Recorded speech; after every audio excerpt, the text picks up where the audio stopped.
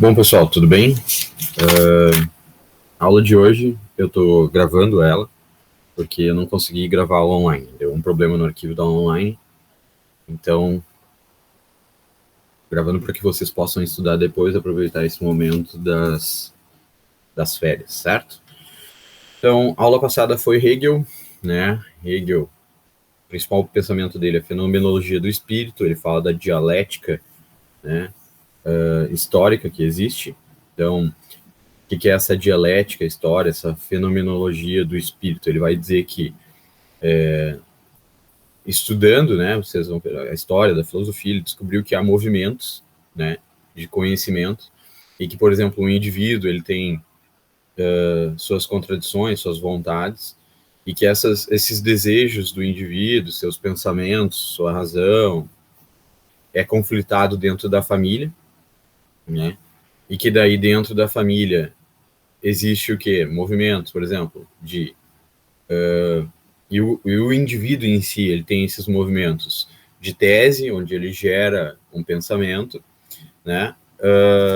Depois ele vai ter o movimento de antítese, né, que seria contra essa tese, né? Ele gera uma definição, ele gera uma tese, ele gera uma antítese, que seria uma contraposição, né?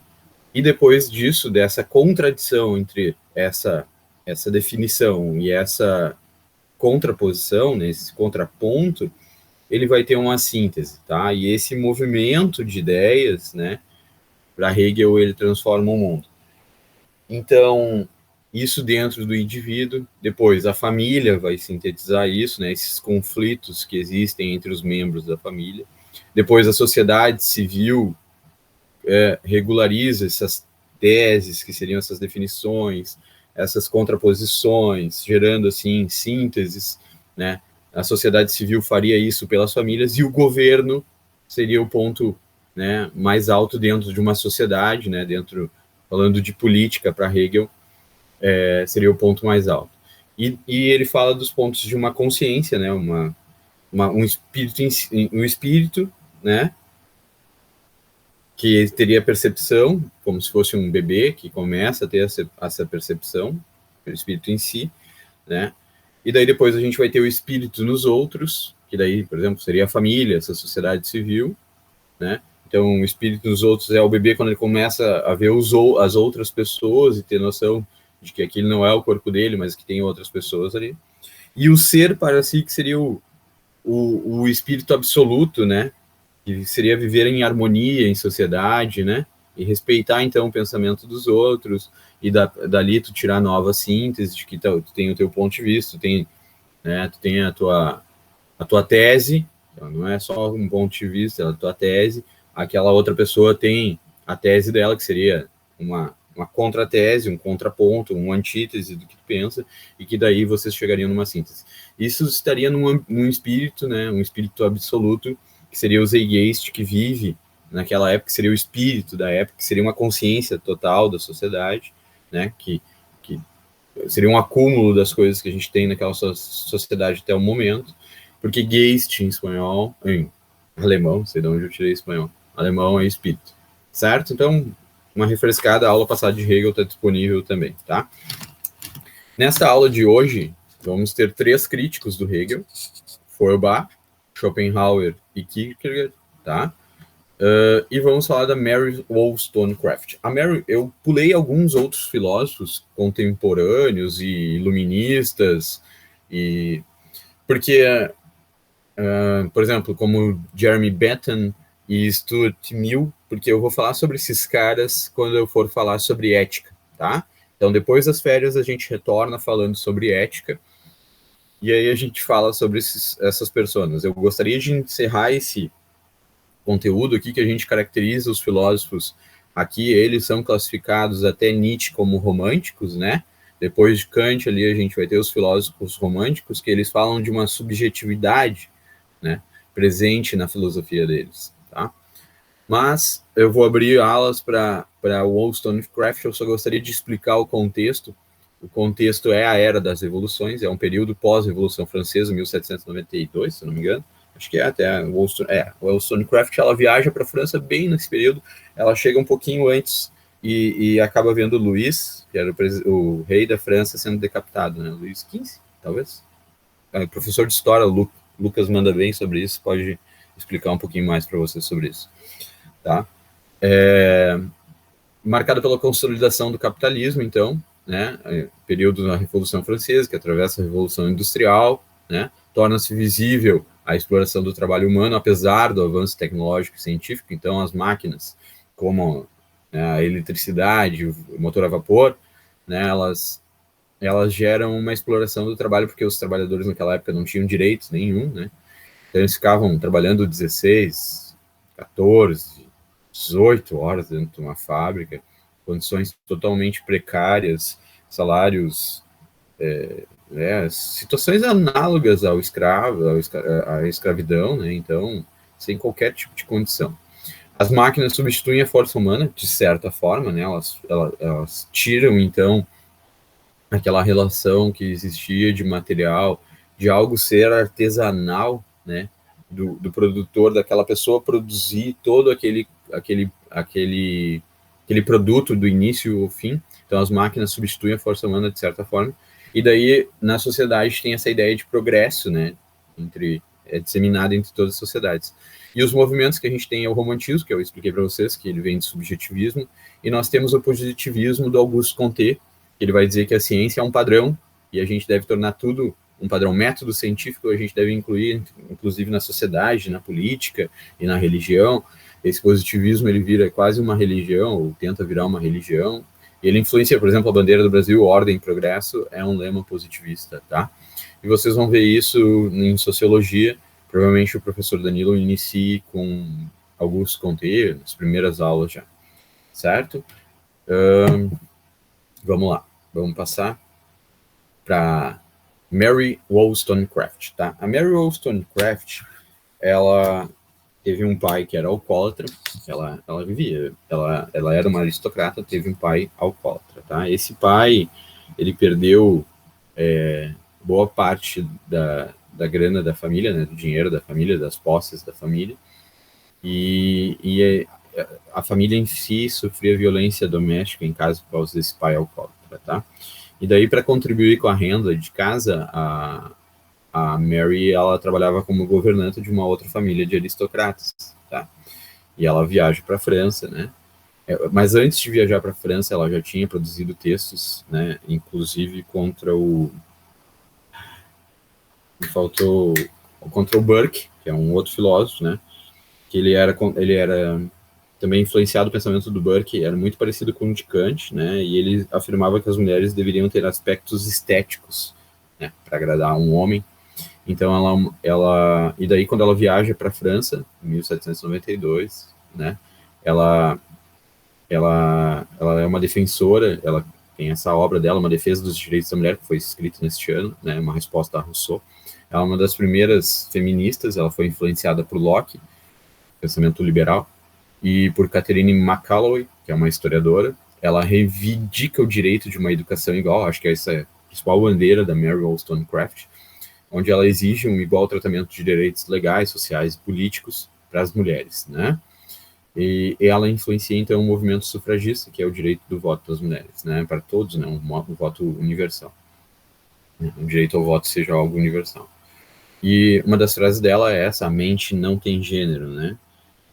Então ela tinha uma crítica, por exemplo, ao Rousseau, né, e aos outros filósofos iluministas, porque eles estavam em voga os direitos humanos, né, uma das principais obras de Rousseau, e inclusive tem uma outra obra chamada Emílio, de Rousseau, onde ele trata esse personagem como se fosse alguém, uma pessoa totalmente ética, né, o Emílio foi criado para ser uma pessoa totalmente ética, um sujeito totalmente autônomo, mas ele tem a consorte dele, a Sophie, e a Sophie não tem essa educação da mesma forma, bem pelo contrário, a Sophie, ela tem uma educação que deveria servir ao Emílio, né? Então ela deveria ter uma educação estética, uma educação feminina, uma educação em busca da beleza, para que com a beleza, e daí falando de uma maneira geral, as mulheres deveriam conquistar um homem para se casar. Esse é o pensamento que regia a educação feminina da época, né? Então, ela como escritora, filósofa e política, né, ela vai defender os direitos das mulheres, que elas possam ter uma educação igual. Então, ela acreditava que os principais fontes dos problemas das mulheres na época era a negligência na educação oferecidas a ela, então uma educação totalmente diferente, era negligenciada, elas não tinham o direito de pensar como os homens, e receber uma educação que conseguisse dar as mesmas possibilidades às mulheres. A visão cultural que enfraquecia as mulheres, então, enquanto homens, eles deveriam estudar matemática, economia, direito e tal, as mulheres deveriam estudar estética, então isso, né, e deveriam buscar a beleza e não buscar funções que eram masculinas, né, e isso gerava disparidades de gênero, né, como se as mulheres não fossem capazes disso, como se tivesse, como se isso fosse verdade, né, como se as mulheres não tivessem capacidade para alcançar aquilo. Então, uma das frases dela, deixa a mulher compartilhar dos direitos e ela irá emulará as virtudes do homem, né? Ou seja, ela se equiparará. Ela não queria que as mulheres fossem nem maior, nem menores. Ela não incitava uma disputa entre homens e mulheres, mas ela dizia que as mulheres deveriam ser autônomas, independentes. Ela não queria que as mulheres se submetessem aos homens. Ela queria que as mulheres tivessem a própria vida dela, né? Buscassem seus direitos, fossem autônomas, etc. Certo? Então, por ser uma das primeiras feministas, por influenciar o movimento sufragista. Uma outra curiosidade, a Mary Wollstonecraft foi mãe da Mary Shelley e, infelizmente, faleceu no parto antes dos 40 anos. Então, ela poderia ter oferecido muito mais, né, como escritora, como crítica, como filósofa, para nós com seus textos. E ela influenciou muita gente depois, certo?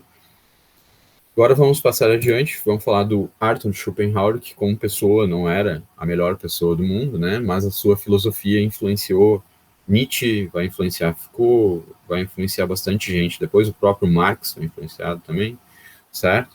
Então, de família rica, que o gostaria como comerciante, o pai dele era um comerciante, viajava o mundo, e gostaria que ele assumisse.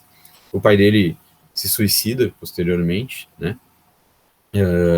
Depois dessa viagem que ele faz com a família, né, e se estabelece em Hamburgo, o pai dele se suicida, né, e ele acha que esse suicídio foi motivado por causa da mãe dele, a mãe de Schopenhauer, e a relação não era boa entre os dois, então ele não tem uma boa relação com a mãe, né, e ele era misântropo e misógino, né, não gostava de pessoas, não gostava de mulher. Ele sofreu influências de Kant e da filosofia oriental. Ele era um opositor a Hegel, que era seu contemporâneo e colega na faculdade onde lecionava. Inclusive, o Schopenhauer tentou lecionar no mesmo horário que o Hegel dava aula. O Hegel era a estrela do momento, né? O Hegel era o grande filósofo do momento. Todo mundo queria assistir às aulas do Hegel. E o Schopenhauer bateu o pé que queria que a aula desse fosse no mesmo horário de Hegel. O que aconteceu? A aula foi esvaziada, tinha 5 estudantes. E diz a lenda que ele ainda rodou os 5 estudantes no final da cadeira. Depois disso ele desistiu, né, não levou adiante. Ele foi conhecido pelo seu pessimismo, sua filosofia pessimista, e voltada para o ascetismo, tá? Então esse ascetismo seria algo parecido ao Buda, né, que gera uma teoria da negação da vontade de viver, né? Então através dessa negação da vontade de viver que tu vai conseguir transpassar essa dor que existe, que a vida é dolorosa e seria melhor não ter nascido. Somente com essa negação dessa vontade de viver, tu vai conseguir ter a contemplação. Então, o Schopenhauer é um crítico do Hegel, porque o Hegel dizia que, né, existia a ideia, que a ideia transformava o mundo, né, essa consciência que gerava uma tese, uma antítese, né, e uma síntese, e isso mudava o mundo. E o Schopenhauer vai dizer que é o seguinte, que não é bem assim, que a minha versão do mundo é limitada por 2 coisas, as observações e as experiências, né? As observações que posso fazer de um vasto universo e as experiências de uma vasta vontade universal. Então, nem tudo me é proporcionado e mesmo o que é proporcionado é limitado. E a minha versão do mundo não inclui as coisas que eu não percebi, nem a vontade universal que eu não experimentei. Eu não tenho como saber as coisas que o outro experimentou, né? Enquanto, quiçá, a vontade universal, que é além disso. Então, eu tomo os limites do meu próprio campo de visão como os limites do mundo. Então, as experiências que eu vivo, né, e as observações que eu faço é que limitam o meu campo de visão, e eu tomo isso como a compreensão de mundo, né? O Kant diria que eram coisas diferentes, né?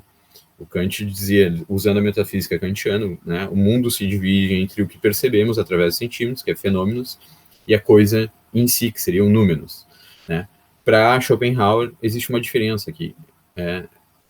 Essas duas coisas, os sentidos e as coisas em si, né, seriam parte do mesmo mundo, né?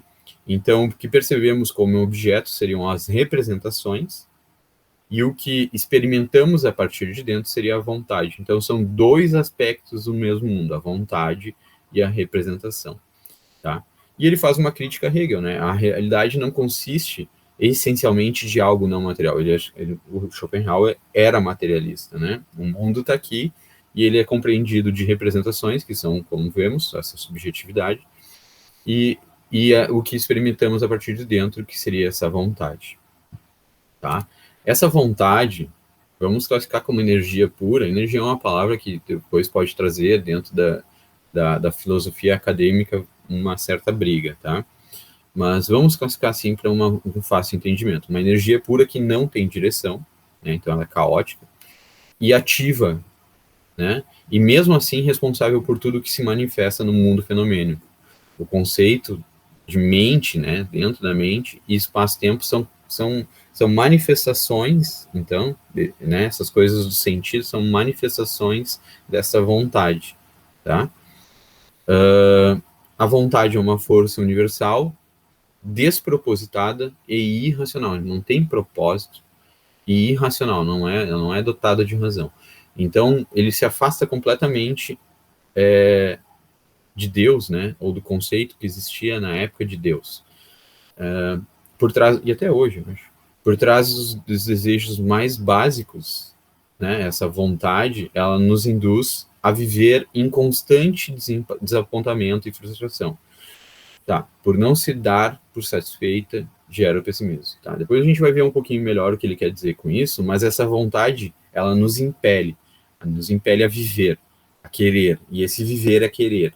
Se esse viver é querer, e a gente sempre quer para poder, né, viver, isso gera desapontamento, que gera frustração, né, e frustração, e isso nos gera o pessimismo, tá? E a saída, então, seria burlar isso, seria a não existência, né? Então ele propõe o alívio buscado por meio da contemplação estética. A música, especialmente a música, ele ecoaria o conceito de nirvana, transcendental e livre do desejo e da dor. Vamos falar um pouquinho mais sobre isso, tá? Então, assim, ó, resumindo, para o Schopenhauer, o mundo não é bom e não é ruim. Ele é apenas sem significado. E a vontade, essa vontade que a gente falou ali de energia, de força, despropositada, irracional, ela é a coisa em si. Ela está lá no sol, fazendo o sol queimar, ela está dentro da árvore que faz a árvore crescer, ela está dentro de ti, que te faz crescer, está dentro de um vírus que faz ele se espalhar. Alguns poderiam querer chamar isso de evolução, outros de natureza, mas ela é irracional e ela é despropositada. Ela é o que nos faz querer viver, faz levar adiante. Estamos presos em um ciclo de querer as coisas, né? E daí ela te leva a querer as coisas, porque ela é essa vontade de querer viver, de ir para frente, e obter as coisas e depois querer mais coisas, né? E isso leva à depressão, né? Porque quando a gente atinge essa vontade, né? Eu consigo alguma coisa, me satisfiz com aquela coisa, e agora eu vou querer mais coisas. É isso a explicação que ele vai dar, como se fosse uma paixão. Tem a paixão por algo, quando tu conquista aquilo, é efêmero, aquilo passa, não é um amor de verdade, digamos assim, né? Não é alguma coisa que tu ama para os outros, é alguma coisa que tu quer para ti, é uma vontade que tu tem de ter aquilo, e no momento que tu tem aquilo já não te serve mais, ou tu usou aquilo e já não te basta mais, e tu quer mais sobre aquilo, ou algo melhor do que aquilo, e isso te leva a uma depressão. A mesma vontade de viver, então, é a que te causa dor e que te causa uma aniquilação. Então, essa diástole de querer viver, então, que é presente em Hegel, esse pensamento, porque, falando lá, é um mundo que passa por processos e transformações, né? É um mundo cientificista nesse momento. Esses movimentos estão tanto presente na anatomia e medicina moderna do período contemporâneo que vive o Schopenhauer, quanto também na filosofia ocidental, fala muito desses movimentos de diástole e sístole, né? Então ele vai dizer que a diástole é o querer viver e que a gente deve buscar a sístole, que seria a contração para si, né? E o que ele vai dizer sobre isso? Que as ações morais são voltadas para os outros, no sentido de diminuir o sofrimento dos outros, e que a ação egoísta é uma ação totalmente imoral para ele, né? E o intelecto deve levar ao não querer, que esse não querer, se eu me desprender das coisas, ajudar os outros, né, eu vou buscar o nada, né? Então, essa vida ética, a gente ameniza esses sofrimentos, né? Porque se a gente não quer as coisas, a gente não vai nos causar o sofrimento de querer as coisas. Então, a gente vai buscando nada. E a vida ética, ela amenizaria essas coisas. A ética aqui é uma mera ferramenta, né? Da vontade. E esse santo, que é só o santo que suprime essa vontade, né, que consegue chegar ao nada, que seria o nirvana, ele vai contemplar esse nada. Então é tipo Thanos, assim, né? Contemplando o nada ali, né? E daí ele vai dizer que a nossa vida de querer, ela é caótica. E essa vida de querer é dor, e não nada. O nada não é ruim, tá? O nada seria um bom, seria o nirvana, a completação do nada. E que quando tu escuta músicas, essas músicas te dão vislumbres dessa vontade, dessa verdadeira essência de que tu não precisa de tudo aquilo para viver e que com menos tu pode ser mais. Então ali um memezinho, né? O meu objetivo de vida, ser mais tolerante com as pessoas, o meu obstáculo, as pessoas, como você sabe, a gente viu lá no começo que ele é misântropo e misógino, certo? Então essa é uma ideia da filosofia do Arthur Schopenhauer, que é faça uma ação moral voltada para os outros, a ação egoísta é imoral, e o mundo é vontade, certo? Vamos falar um pouquinho do Ludwig Feuerbach. Feuerbach foi um crítico de Hegel, ele era aluno de Hegel, foi um expoente da esquerda hegeliana. Depois da morte de Hegel, né, vai ter a esquerda hegeliana e a direita hegeliana. A direita hegeliana defendia o Estado absoluto como a síntese de tudo, e o direito religioso, porque Hegel era religioso, então ela era uma direita conservadora. Já o Feuerbach, ele era mais materialista, ele era ateu, ele se dizia um livre pensador, e por ser assim, não conseguiu o catedrático, né, ser coordenador da filosofia na faculdade onde ele dava aula. Isso impediu, né, as universidades eram muito ligadas à religião ainda na época, e ele tecia uma crítica a Hegel, né, dizendo que a força-guia era a experiência humana e não esse espírito absoluto que o Hegel dizia, né, esse Zeitgeist. Isso não era a força-guia. A força-guia era a experiência humana, né? Então, ele criamos a ideia de um espírito maior, que é esse Zeitgeist, ou um Deus, a partir dos nossos próprios desejos e aspirações. A religião foi importante, ele era um ateísta, digamos assim, que ele não era um ateísta forte, né? Ele entende uma religião, ele entende que a religião tinha a sua importância, mas que daqui para frente ele não via então a religião como todo mal, né? Ele dizia que teve a sua importância, mas que agora a ciência deveria seguir, que a partir de agora os rumos do futuro deveriam ser guiados pela ciência. E uma das outras críticas, né, que o próprio Estado é a expressão dos seus dilaceramentos éticos. Então o Feuerbach criticava muito o Estado, criticava essa ideia de que a gente vivia num ápice, e isso vai influenciar bastante Marx depois, tá? Feuerbach é importante porque ele participa da esquerda hegeliana, ele é materialista, ele é ateu, ele vai dizer que o Estado é a própria expressão dos seus dilaceramentos éticos, e ele vai dizer que a teologia e a metafísica são antropologia, ou seja, não existe essa concepção, o que existe sobre essa concepção de Deus, na verdade, são expressões que a gente imagina, são expressões que a gente gostaria de ter, né? A gente constrói deuses porque a gente quer para que eles sejam o que a gente não é, para que eles expliquem o que a gente não consegue explicar, para a gente ser, para eles serem o que a gente não é, e para que eles possam fazer o que a gente não pode. Então ele fala que essa filosofia, né, essa religião, a gente constrói esse Deus para expressar boas coisas que a gente gostaria de vir a ser, mas não consegue, para ter um poder que a gente não consegue, para criar uma ética que a gente não vislumbra nas outras pessoas.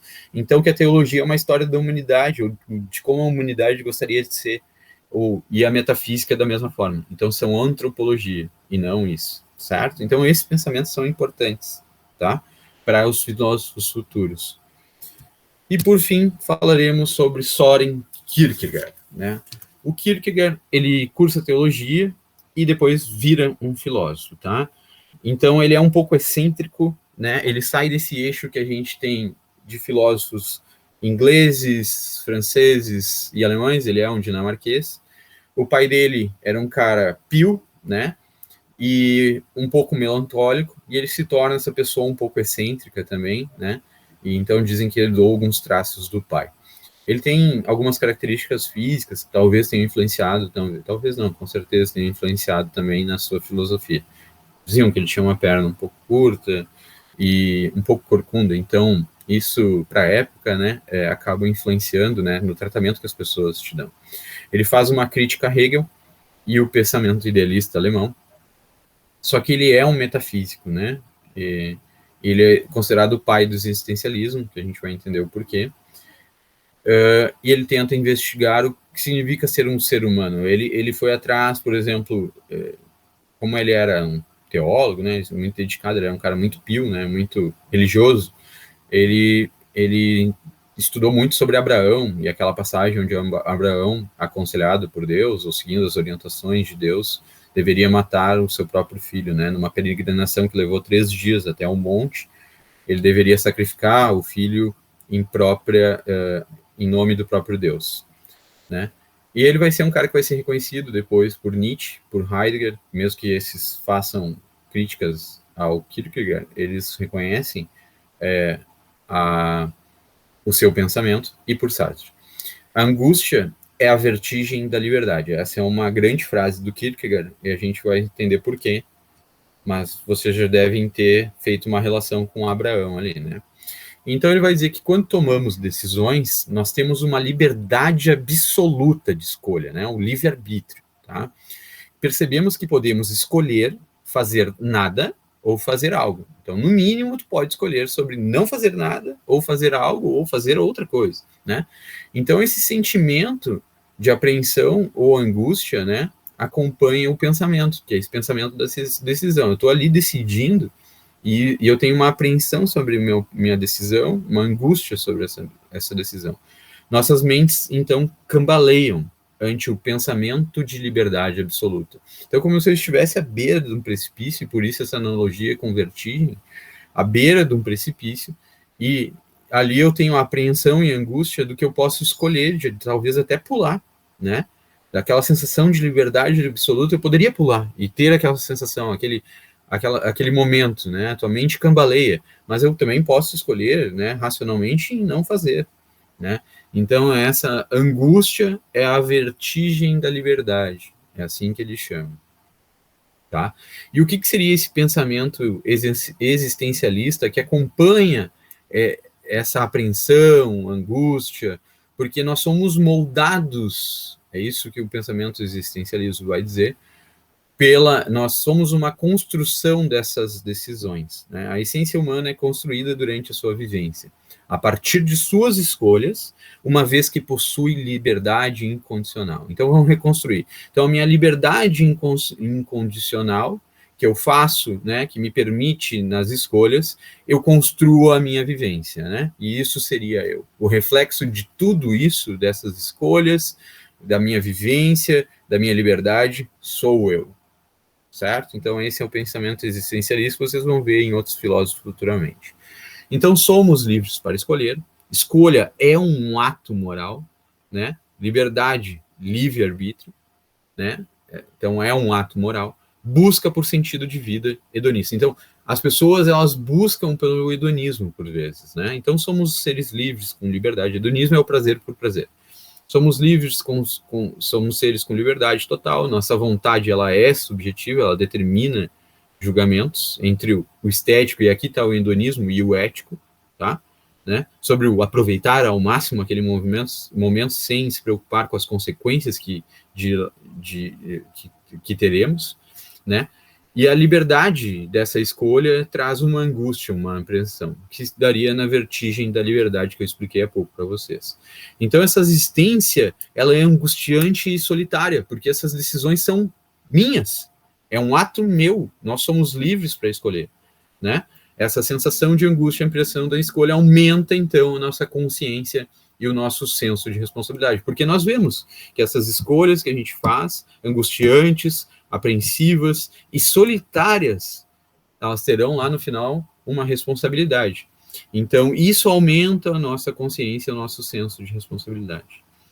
E ele vai dizer que a fé, né, é a salvação de tudo é pela fé. E que Abraão, naquele momento, né, que ele está lá decidindo, ele poderia ser chamado de esquizofrênico, de maluco, de que um demônio estaria possuindo ele, teria dito outras coisas. A gente poderia falar sobre tantos motivos para Abraão não cometer o que ele iria cometer, mas ele vai dizer que a fé envolve riscos e que ela é irracional, né? Mas que a ética humana, ela deixa de ser relevante neste momento perante Deus, que quem escolhe está totalmente sozinho, então é difícil esse caminho, optar pela fé é doloroso e não uma desculpa, né? E que esse salto de fé deve ser dado, porque somente pela fé que a gente vai ter a salvação. Então, Kierkegaard, ele acredita, então ele exime Deus um pouco, né, dessas coisas, porque nós temos a liberdade, temos livre-arbítrio, e que nós devemos dar a fé, e o salto de fé é um pulo no escuro. Nós devemos acreditar, né, e que a salvação vem pela fé. Certo, pessoal? Aqui tem alguns outros videozinhos, né, para falar um pouquinho mais sobre os pensadores, sobre a Mary, sobre Schopenhauer, sobre o Feuerbach, sobre o Kierkegaard. Tá? Foi um prazer, espero que tenham gostado.